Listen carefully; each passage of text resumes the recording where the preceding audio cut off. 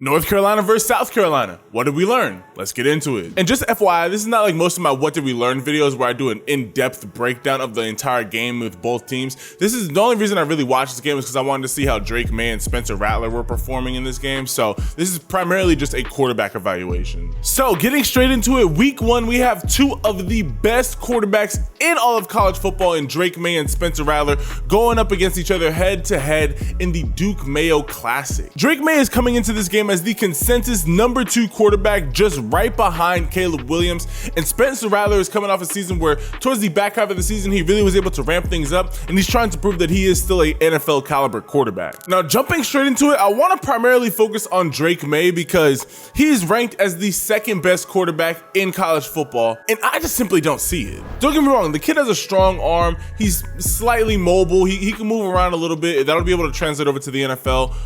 But as far as like going through his progression, stepping back up into the pocket, facing pressure, I just don't see how he's the second best quarterback in the country. In my opinion, Spencer Rattler actually outplayed him in this game with a significantly worse offensive line and worse wide receivers. Going over some of the pros for Drake Maye, he's 6'4", 230 pounds. He has an athletic build and he is slightly more athletic than you would give him credit for. He can move pretty well around in the pocket. He can get you those 5 to 6 yard scrambles here and there.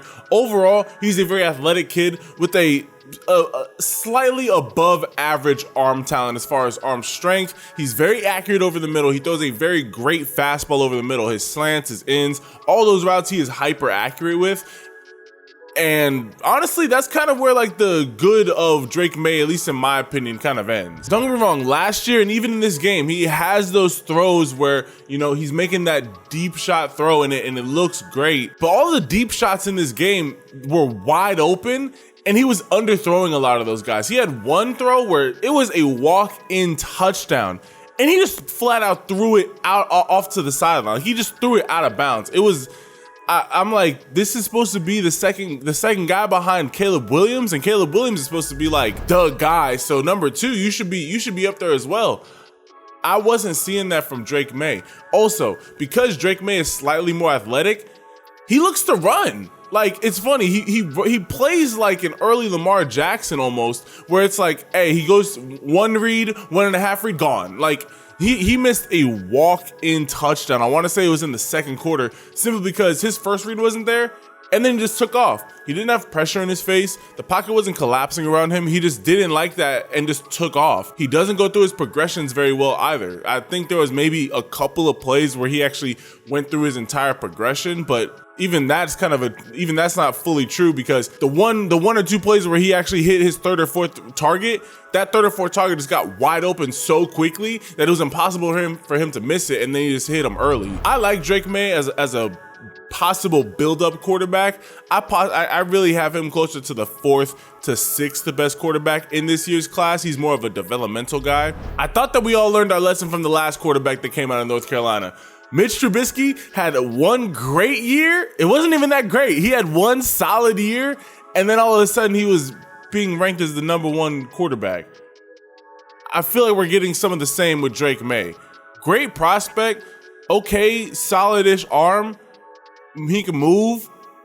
I'm not seeing number 1 quarterback in the country. I'll continue to evaluate his game moving forward, but Drake Maye to me is a late day 2, early day 3 quarterback in my opinion. He has a great foundation to build upon, and if you give him the space of being a day 2 to day 3 quarterback, I think he can potentially develop into like a Brock Purdy type of quarterback. But if you're taking him in the first 10 picks, yeah, you're wasting a draft pick. In this game, Drake Maye went 24 for 32, throwing for 269 yards with 2 touchdowns and 2 interceptions. And those 2 interceptions were just really bad interceptions. It was him forcing the ball and just throwing the ball into bad situations. He had one play where the cardinal sin for all quarterbacks, he's rolling out to his right, throws the ball back against his body, back into the defense, and he gets picked. And then another one, he's just putting it again into harm's way and it gets picked.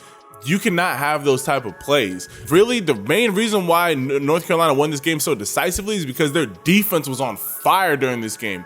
Drake Maye was just hitting open wide receivers, and he wasn't even hitting them in stride. I like Drake Maye. Hopefully he can continue to develop, but I'm just not sold on Drake Maye being a first-round quarterback. And now moving on to Spencer Rattler, who I was actually way more impressed with. Spencer Rattler went 30 for 39, throwing for 353 yards, but he had no touchdowns, but he also had no interceptions. Now, a big reason why Spencer Rattler had such a big passing yards game is because South Carolina's wide receiver Xavier Legette just went absolutely off. He had 9 catches for 179 yards. But Spencer Rattler had to throw that many yards because he got no help in the rushing game. South Carolina had -2 rushing yards on the entire game. That is not going to get it done. The fact that Spencer Rattler was able to be as accurate as he was, throw no interceptions. He went 30 for 39. He only missed 9 passes out of almost 40 after pretty much having nobody in the box. They could not run against North Carolina. North Carolina's defensive line was constantly in Spencer Rattler's face. North Carolina had 9 sacks in this game, 9 of them. Spencer Rattler was running for his life out there and was making throws all over the field. He played a phenomenal game. He showed he's taken leaps and bounds in his overall progression. Spencer Rattler was the #1 quarterback coming out of high school. That arm talent still backs up today. He has one of the strongest and just livest arms in all of college football. He does a phenomenal job of stepping back up into the pocket. Unfortunately, this time, every time he step up into the pocket, he's having to run for his life, but he has great footwork. He gets the ball out of his hands quickly. He goes through his progressions, and he's not always looking to just immediately take off and run. The one downside that I did see from Spencer Rattler, which I would like for him to improve upon, is his misses tend to be low. On quick jet screens, on any type of bubble pass, on any pass or any long stop route. He tends to throw those balls low, especially passes where it's like he gets the ball and immediately has to let it go. He tends to throw it low. I would like to see him hit those swing passes more in a motion that's advantageous to the receiver, where they're able to really get up and go run with the ball instead of throwing it directly at them, or maybe even throwing it low where they have to take a second to get the ball and then go. That was my #1 concern with Spencer Rattler in this game. But overall, from what I saw, I'm taking Spencer Rattler all day over Drake Maye. Drake Maye, he gives you that mobility factor that I just don't see a whole lot of that in Spencer Rattler's game. Spencer Rattler can move. He can get you 3 to 4 yard scrambles. Drake Maye, he's got that deceptive athleticism where he can have a game where he had 70 rushing yards legitimately if you just don't put a spy on him. Spencer Rattler is going to be more of your traditional throw it around the pocket quarterback who can also move a little bit, but his arm talent I believe is better. His deep ball is better. He's slightly worse in his over the middle fastball. Drake Maye definitely has a really good fastball over the middle. But overall, I like Spencer Rattler's game a lot better. I think he's a more well-rounded quarterback that comes from all of his years of playing college football. Drake Maye, late day 2 or early day 3 guy.